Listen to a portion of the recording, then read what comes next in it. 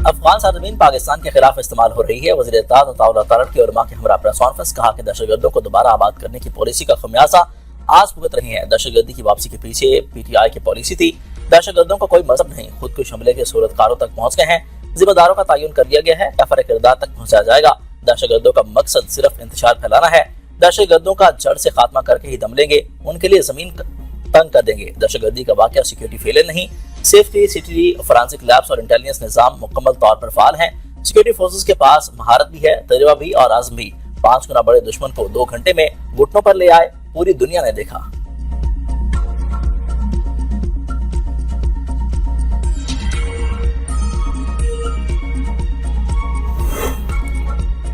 اسلام آباد دھماکے میں شہید ہونے والوں کی نماز جنازہ ادا۔ امام بارگاہ خدیجۃ الکبریٰ اور امام بارگاہ جامعہ صادق میں نماز جنازہ میں وفاقی وزراء، پولیس حکام، تمام مکاتب فکر کے جید علماء کرام، سیاسی رہنماؤں اور شہریوں کی بڑی تعداد میں شرکت۔ شہداء کی میتیں لائی گئیں تو فضا رکت آمیز ہو گئی، ہر طرف آہیں اور سسکیاں سنائی دیتی رہیں۔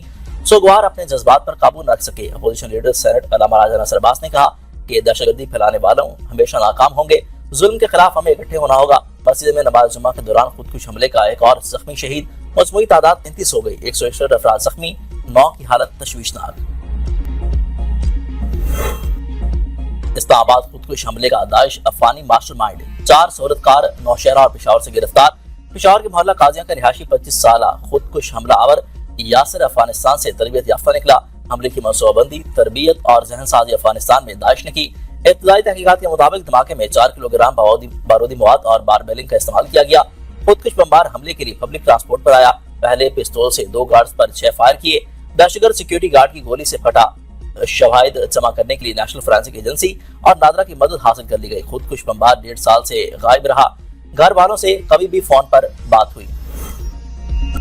نوجوان اور عباس نے بہادری کی مثال قائم کر دی، نماز توڑ کر خودکش بمبار کا راستہ روکا اور ایک بڑے ثانیہ کو ٹال دیا۔ حملہ آور کی فائرنگ کی آواز نے صفوں کو لرزا دیا تو اسی لمحے اون عباس نے اپنی نماز توڑ دی اور حملہ آور کو روکنے کی کوشش میں اپنی جان قربان کر دی۔ اون عباس شہید ہو کر ہمیشہ کے لیے امر ہو گئے۔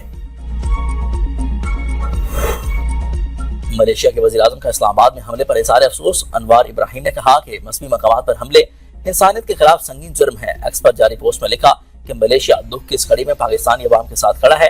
شہداء کے لواحقین سے اظہار ہمدردی، زخمیوں کی جلد صحت یابی کے لیے دعا کی۔ امریکہ، برطانیہ، روس، چین سمیت عالمی برادری کے اسلام آباد دھماکے کی مذمت۔ امریکی ناظم العبور نٹلی بکر نے شہریوں اور عبادت گاہوں کے خلاف دہشت گردی ناقابل قبول ہے۔ برطانوی ہائی کمشنر جین میرٹ کہتے ہیں کہ دہشت گرد حملے سے دل ٹوٹ گیا۔ روسی صدر پیوٹن کے صدر اور وزیر اعظم کے نام تعزیتی خطوط۔ شہری پر دہشت گرد حملے غیر انسانی فعل قرار۔ کینیڈا، یورپی یونین، سعودی عرب، ایران، متحدہ عرب امارات اور دیگر ممالک کی بھی حملے کی مذمت۔ سیکرٹری جنرل اقوام متحدہ نے شہریوں اور عبادت گاہوں کو نشانہ بنانے کو ناقابل قبول قرار دے دیا، ذمہ داروں کی نشاندہی کر کے انہیں انصاف کے کٹہرے میں لانے کا مطالبہ۔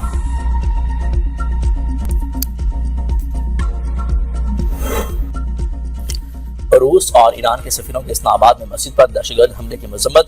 روسی سفیر کے نائب وزیر اعظم اسحاق ڈار سے ملاقات میں 2 طرفہ تعلقات کے تمام پہلوؤں کا جائزہ، باہمی تعلقات مزید مضبوط بنانے کے عزم کا اعادہ، دہشت گردی کے خلاف ہر صورت جد و جہد جاری رکھنے کے عزم کا اظہار۔ ایرانی سفیر رضا امیری کی ملاقات میں پاکستان کا دہشت گردی کے خلاف زیرو ٹالرنس پالیسی پر عمل جاری رکھنے کا عزم۔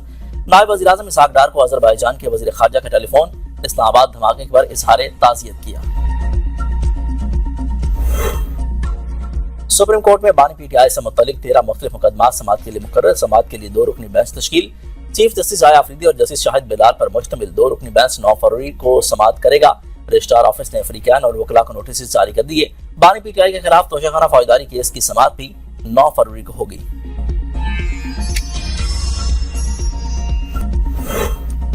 آئین میں ترمیم کرنے کا اختیار صرف پارلیمنٹ کے پاس ہے۔ سویلینس کا ملٹری ٹرائل ہو سکتا ہے۔ فوجی عدالتوں میں دفاعی تنظیمات پر حملوں کے کیسز چلائے گئے۔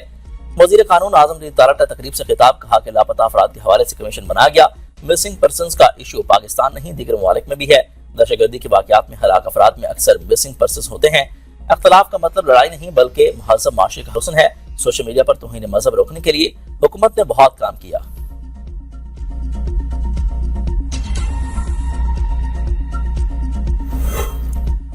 بانی پی ٹی آئی کے ذاتی معالج سے علاج معالجے کی درخواست مسترد۔ راولپنڈی میں اضلاع دہشت گردی عدالت کے جج امجد شاہ نے محفوظ فیصلہ سنا دیا۔ عدالت نے کہا کہ جیل رولز کے تحت ملزم کا پراپر علاج معالجہ جاری ہے۔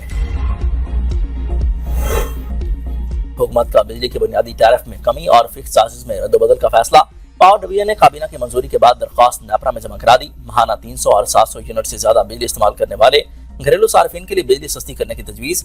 نیپرا پاور ڈویژن کی درخواست پر 10 فروری کو سماعت کرے گئی۔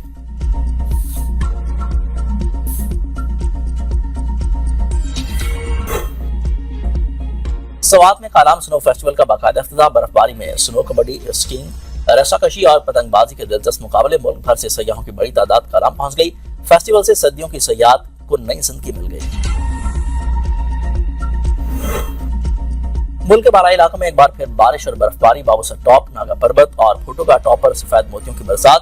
داریل، تانگیر، ہنیاٹ اور گھور آباد کے پہاڑوں پر وقفے وقفے سے برف باری۔ سوات کے علاقوں کالام اور بالم جبہ میں بھی ہر طرف سفیدی چھا گئی۔ نظارے حسین، شہریوں نے سیاحتی مقامات کا رخ کر لیا۔ اب تک کے لیے اتنا ہی۔ دیکھتے رہیے B42 نیوز۔